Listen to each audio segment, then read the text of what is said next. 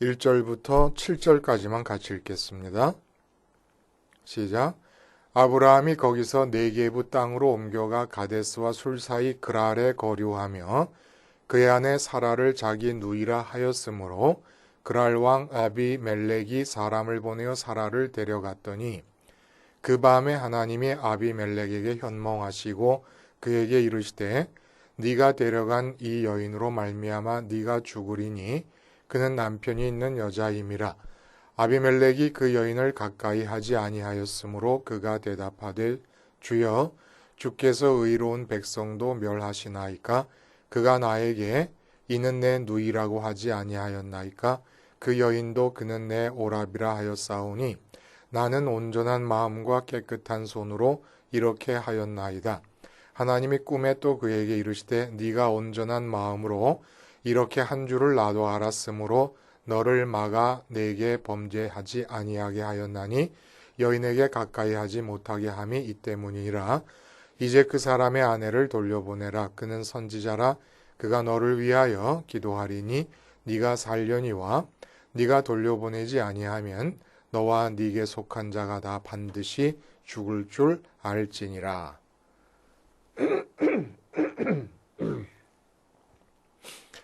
네, 오늘 우리가 함께 읽은 말씀 중심으로 지켜주심과 지켜내심이라는 제목의 하나님 말씀 증거합니다. 지켜주심과 지켜내심. 여러분 속담 하나를 우리가 한번 떠올려 봅니다. 지키는 사람 열이 도둑 하나를 못 당한다.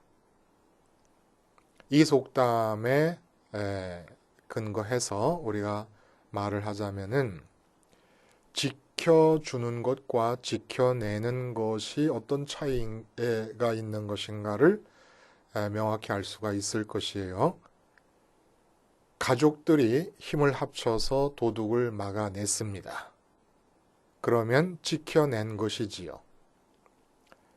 근데 만약 동네 사람들 중에서 힘이 센 사람들, 아주 굉장히 동작도 빠르고 이런 사람들이 와서 힘을 합쳐서 그 동네 사람들이 지킨 것이라 그러면은 지켜준 것입니다. 그렇죠? 내 것을 내게 있는 어떤 소중한 것을 내가 스스로 지키면 지켜낸 것이고 내 것을 남이 지키면 그건 지켜준 것입니다. 신앙에 불행이 있어요. 신앙의 불행은 뭐가 신앙의 불행이냐면 신앙적 불신앙입니다.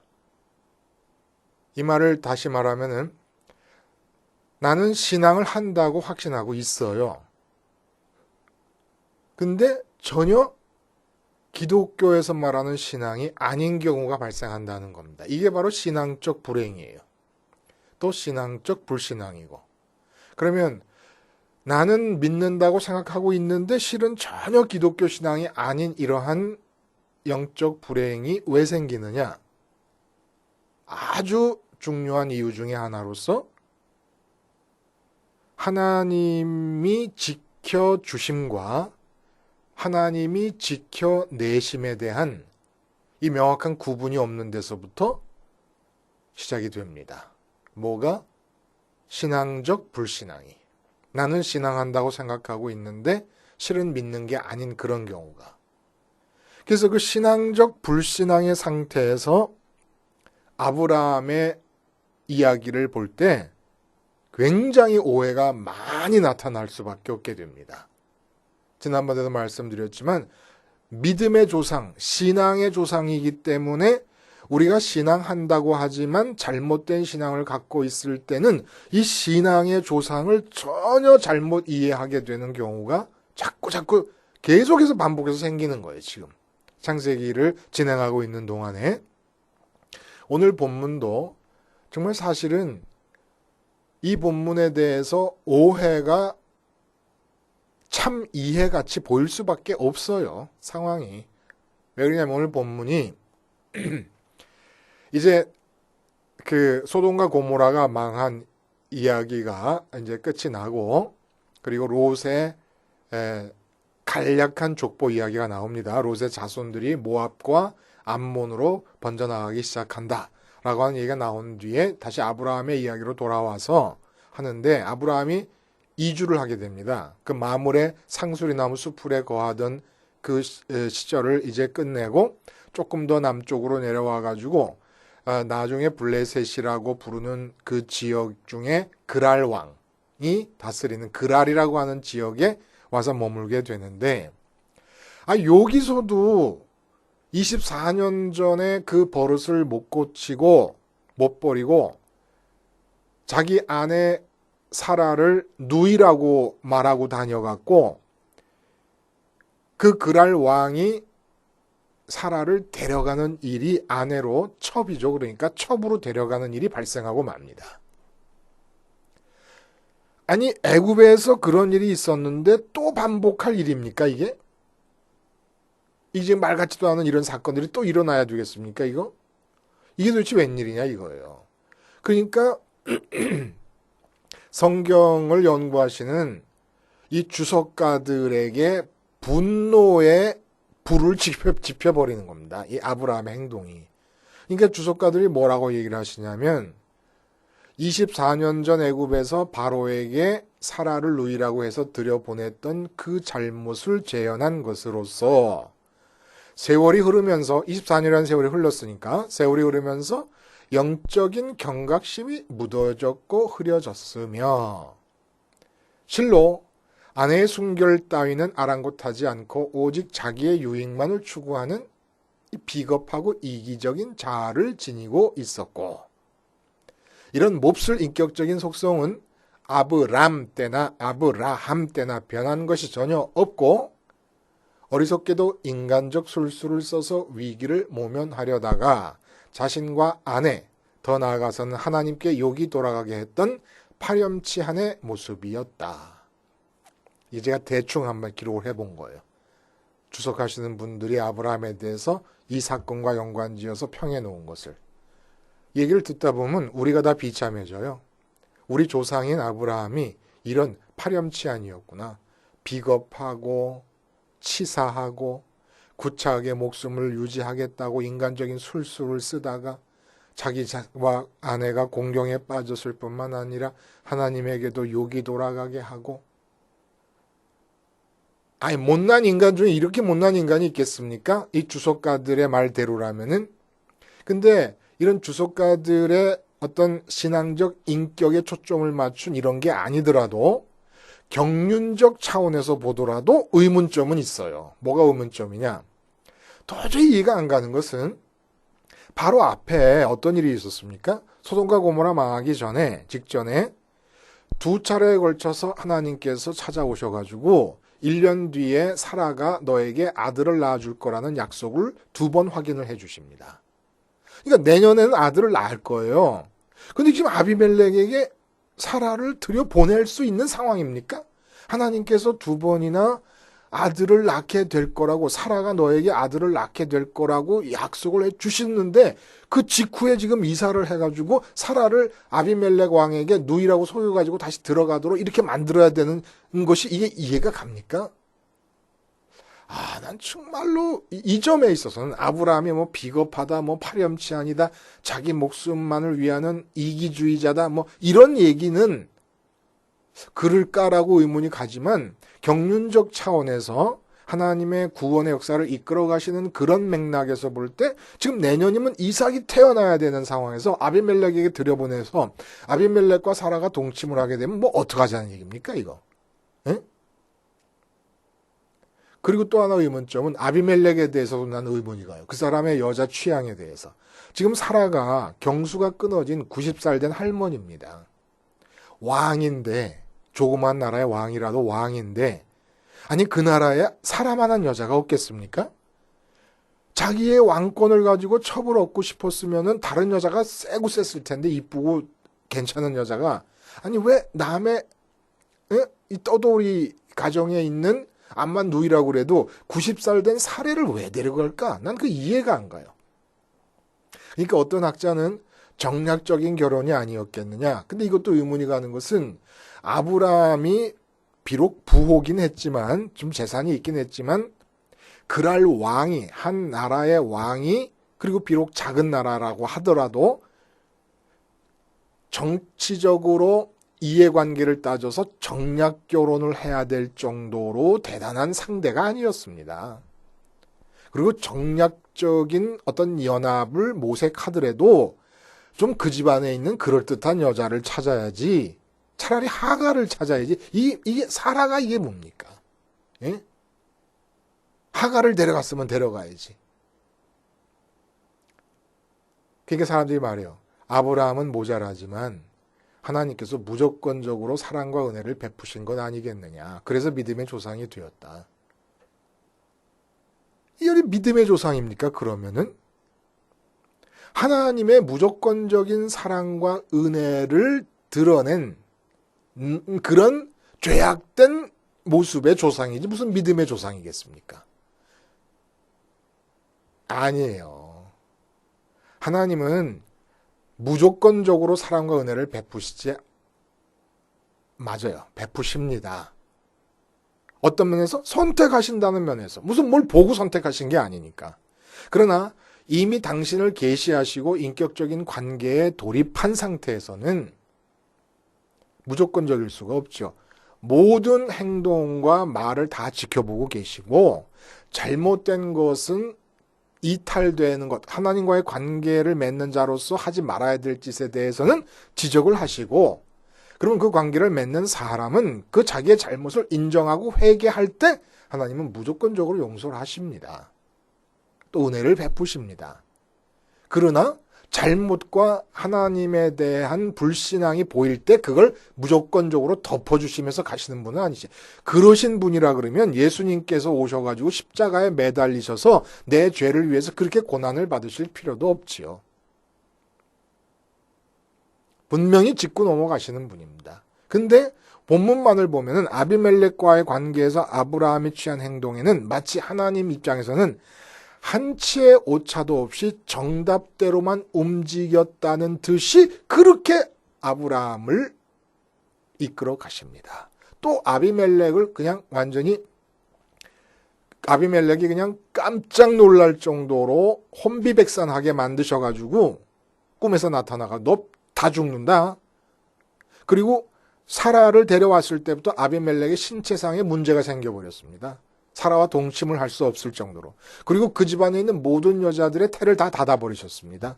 어떤 신체상의 징후가 나타났을 거예요. 시기적으로 그렇게 뭐 임신을 하느냐 못하느냐를 구분해낼 수 있을 만큼 여유로운 시기가 있었던 게 아니니까 신체적으로 여자들의 어떤 임신이 불가능할 수밖에 없다는 걸 금방 알아낼 수 있는 그런 징후들로 병을 주셨던 것 같아요. 쭉 읽어보면은 그래서 나중에 아브라함이 기도를 해줌으로써 다 이게 정상으로 돌아오게 되고 아비멜렉도 화를 면하게 됩니다. 참 이 창세기가 이상한 것은 특히 아브라함 이야기가 지금까지 창세기 전체를 우리가 쭉 지금까지 본 것 전체를 통해서 특별히 아브라함 이야기에서 느끼는 거는 왜 이 사람 아브라함은 한 번도 하나님 이것 좀 지켜주세요. 저것 좀 지켜주세요 하는 간구가 없을까 하는 것입니다. 왜 없겠습니까, 여러분?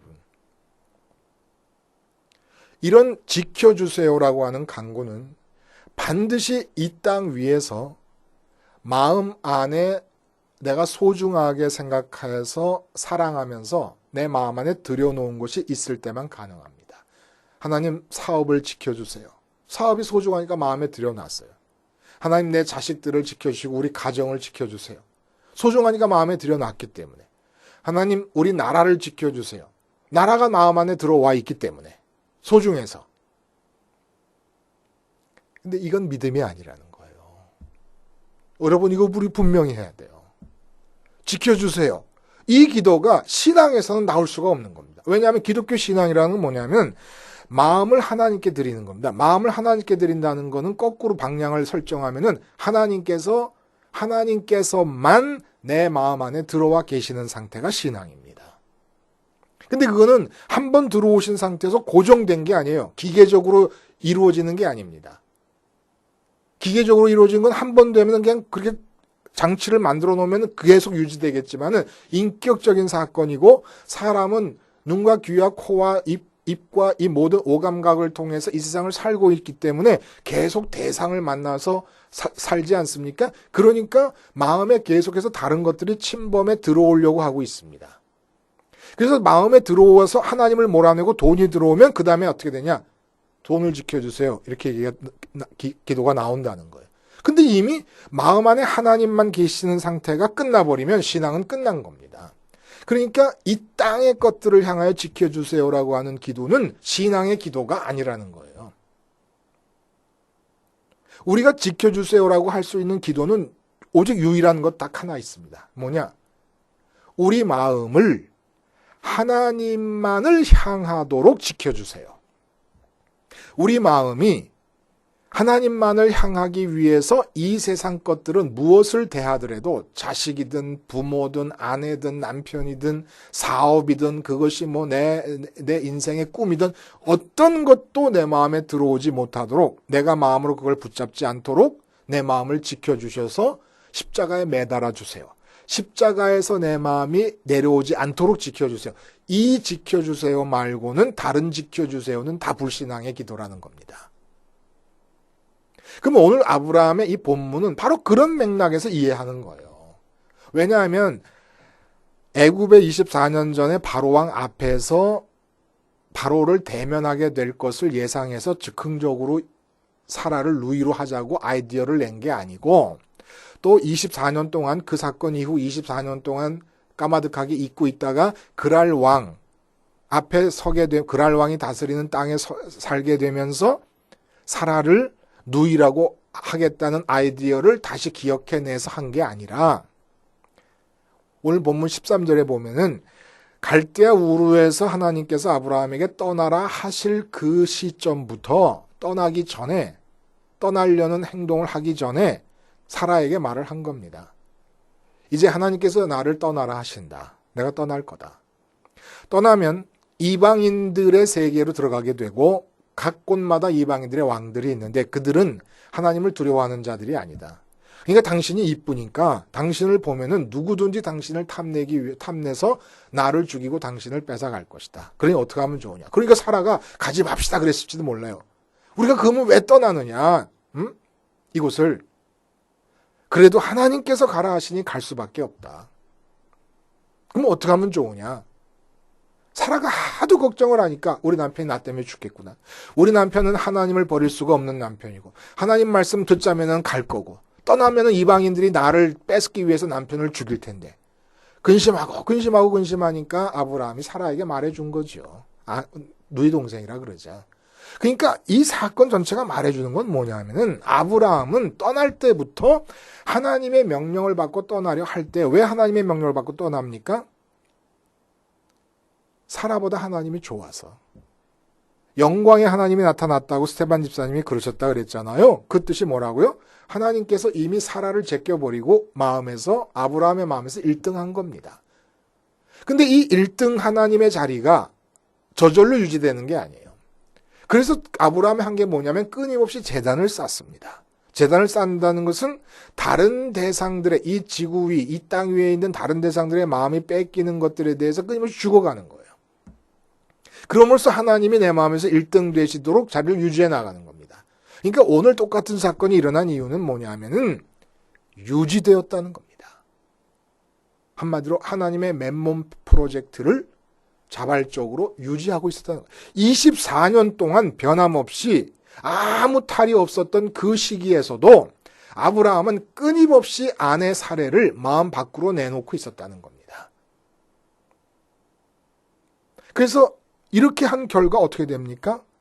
아브라함의 기도는 하나님 내 마음을 하나님께 붙어 있도록 지켜주세요. 아브라함의 기도가 이것뿐이었어요. 가만 보면 보세요. 복의 근원이 되게 해주시겠다. 땅을 후손에게 주겠다. 사라가 아기를 낳을 것이다. 어느 것 하나 아브라함 자신에게서 나온 소원과 뜻이 하나도 없습니다. 아무것도 없어요. 그러니까 아브라함은 지켜달라는 얘기를 안 해요. 자기에게서 나온 얘기가 아니니까 다. 그리고 떠나면서 사라를 내보냈습니다. 마음에서. 보낸 그 상태가 24년, 애굽에서 이후 24년 지금 아비멜렉 이때까지 유지되고 있었다는 거예요. 그러니까 어떻게 합니까? 하나님께서? 아브라함은 지켜주시기를 바라지 않고 있는데 하나님이 지켜내시는 겁니다. 복의 근원이 되겠다는 것부터 해가지고 전부 다 아브라함과의 얘기에서 하나님에서 나온 말씀 다 하나님의 뜻이었어요. 다 우리가 지키고 싶어 하는 것들이지 않습니까? 하나님보다 먼저 마음에 집어넣고 복을 집어넣고 복을 지켜주세요라고 기도하고 있고 자손도 하나님보다 먼저 우리 마음에 집어넣고 자식을 지켜주세요. 가정을 지켜주세요. 아내와 남편을 지켜주세요 하고 있지 않습니까? 그런데 아브라함은 다 내놔버리고 자기 마음을 하나님께 붙어있게 지켜주세요. 이것만 기도했습니다. 그러니까 이 땅에서 하나님께 마음 드리느라고 마음에서 다 내버린 것들을 하나님이 지켜내시는 거예요. 지켜내시는 거라고. 그러니까 아브라함은 사라를 붙잡아 본 적이 없습니다. 떠난 뒤로는. 그걸 보여주는 거예요. 이제 다음 장, 이제 곧바로 이삭이 나올 거예요. 이삭이 태어나는데 하나님의 언약이 이삭을 통해서 이렇게 성취되기 직전까지 아브라함의 모습을 보여주려고 아비멜렉의 사건이 다시 일어난 겁니다. 어떻게 지내고 있었냐? 애굽 때와 똑같이. 아무 일 없을 때도 사라와 정이 들고 들었을 텐데 그 사라를 마음 밖으로 내보내고 오직 하나님만이 1등 하실 수 있도록 마음을 지켜냈다는 겁니다. 아브라함의 강구는 그것뿐이었다는 거예요. 제단 쌓는 일을 일상적으로 했다는 것은. 여러분, 이 사람이 자식을 결혼을 시킬 때 궁합을 보는 사람들이 있어요. 궁합이라는 것은 생년월일을 따져가지고 그 생년월일에 해당되는 그 시점에 이 수성과 목성과 금성과 토성과 화성 5개의 별이 지구와 달의 역학관계 안에서 어떻게 변하고 있느냐를 따져가지고 보는 건데 간혹 궁합을 보게 되면 남자가 불로 나타나고 여자가 물로 나타날 때가 있습니다. 이건 상극이 됩니다. 상극관계고 억압관계가 되는 거예요. 상극이라는 것은 서로 세력이 같으면 공멸하는 것이고 그게 상극인 것이고 억압이라는 것은 한쪽이 셀 경우에는 다른 쪽의 존재를 아주 뭉개버리는 겁니다. 존재를 지양시켜버리는 겁니다.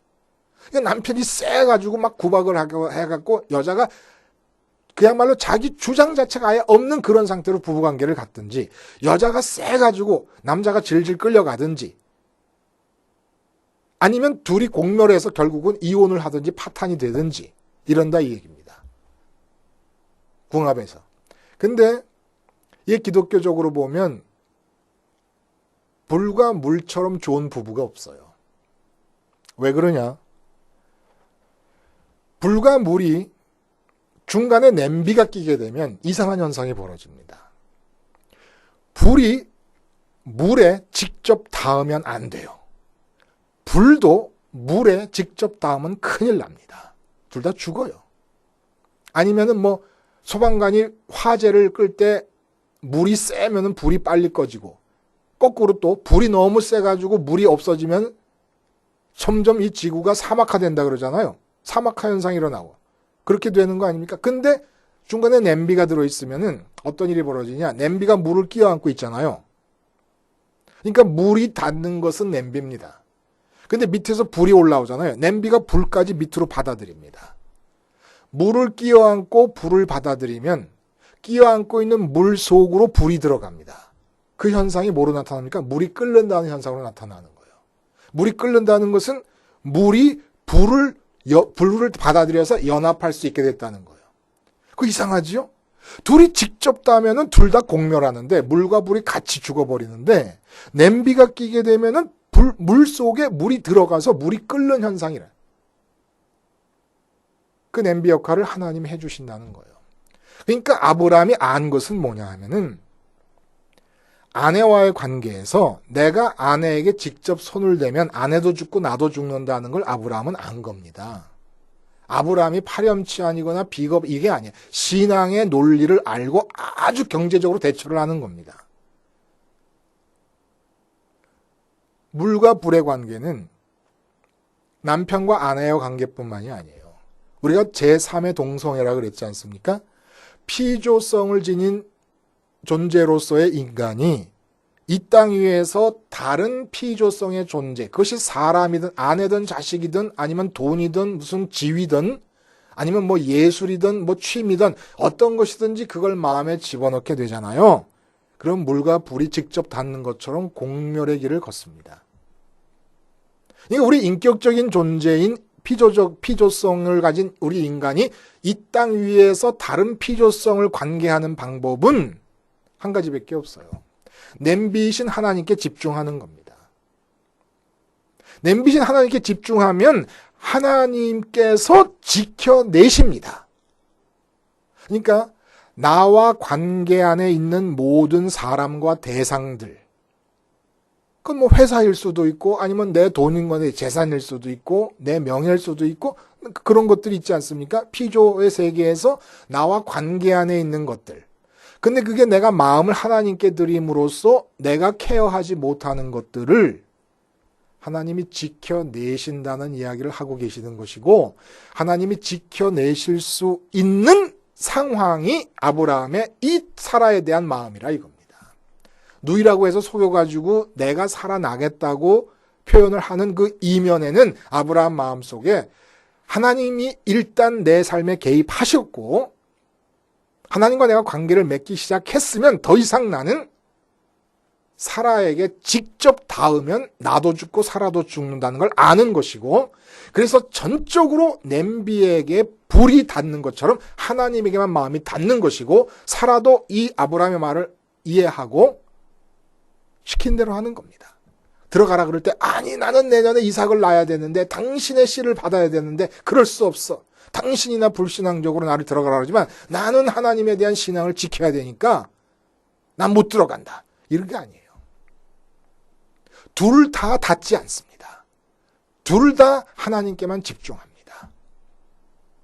그리고 이 사건은 우리들에게 가르쳐 주시려고 사건이 일어난 거예요. 아브라함과 사라에게 문제가 있는 게 아니라 뭘 가르쳐 주시냐? 하나님이 지켜내신다. 하나님이 지켜주시는 게 아닙니다. 내가 마음에서 이 세상의 대상들을 빼냄과 동시에 하나님만을 받아들이게 되면 다 하나님의 일이 되니까 하나님이 지켜내시면서 계속 일을 해 나가시는 것이지 지켜주시는 게 아니라는 거예요. 지켜주시는 게 아니라.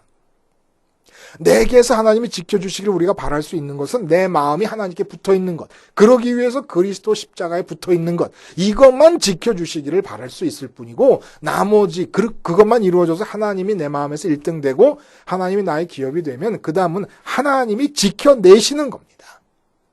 하나님이 지켜내셔야 될 것들을 자꾸 지켜주시라고 그러고, 진짜 내가 지켜주셔야 될 것들, 내 마음이 하나님께 붙는 이 일에 대해서는 다 된 거로 치거나 아니면 망각해버리거나 그러고 있으니까 신앙에 불행이 오는 겁니다. 믿는다고 하지만 믿는 게 아닌 상태가 주어지고 있는 거지요. 하나님은 이 땅의 삶에 관련해서는 지켜내십니다. 지켜내신다는 게 뭐예요? 나에게서 일어나는 일이 다 하나님의 것이에요. 그러니까 하나님이 지켜내시는 거예요. 하나님이 지켜내시지 않는 것은 필요하지 않기 때문에 버리시는 것이고, 그러니까 이 땅을 어떻게 살아야 되겠습니까? 하나님으로 하여금 지켜내시도록 하나님께 기회를 드리면 되는 것이지 내가 지키는 게 아닙니다. 내가 지키겠다고 하나님까지 동원하고 이것은 뒤집어진 거고 제3의 동성애자로서 하나님께 나아가는 것이니 십자가가 아니었으면 다 즉사했지요. 십자가 때문에 하나님께서 인내하시고 십자가로 돌아올 것을 기다리고 계시는 것이지요. 하나님은 땅에 관해서는 지켜내시는 분이시지 지켜주는 분이 아니십니다. 왜? 이 땅의 모든 것들은 내 마음에 들어올 내 것이 아니기 때문에, 하나님 것이기 때문에. 기도하시겠습니다. 하나님 아버지, 오늘도 아브라함과 사라의 관계를 통해서 그러한 현상 이면의 깊은 곳에 있어야 되는 신앙적 진리를 보여주셨사오니 이 진리를 따라 오직 하나님께만 집중함으로 하나님께서 부부관계를, 부모와 자식관계를, 그리고 직장관계를, 회사관계를 다 지켜내시는 삶을 살게 해 주시옵소서. 예수님의 이름으로 기도하옵나이다. 아멘.